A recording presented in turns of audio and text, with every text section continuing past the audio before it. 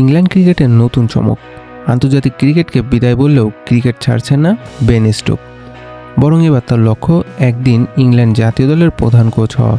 একটি পডকাস্টে স্টোক জানিয়েছে খেলোয়াড়ি জীবন শেষ হওয়ার আগেই তিনি লেভেল 3 কোচিং কোর্স করেছেন, যাতে অবসরের পর সরাসরি কোচিংয়ে যোগ দিতে পারেন। তার ভাষায় খেলোয়াড় হিসেবে নয়, এবার অন্যভাবে দলকে নেতৃত্ব দিতে চান তিনি। তবে শুধু নিজের ভবিষ্যৎ নিয়েই নয়, বর্তমানে টেস্ট অধিনায়ক জো রুটকে নিয়েও উদ্বেগ প্রকাশ করেছে স্টোক।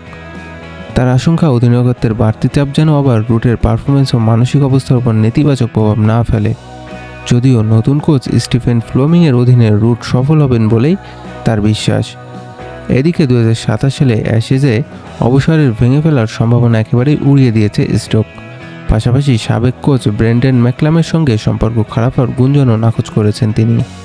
এখন প্রশ্ন হলো, আপনার মতে ভবিষ্যতে বেন স্টোক কি ইংল্যান্ডের সফল কোচ হতে পারবেন? কমেন্টে আপনার মতামত জানান। আর এমন সব ক্রিকেটের সর্বশেষ আপডেট পেতে আমাদের চ্যানেলটি সাবস্ক্রাইব করতে ভুলবেন না।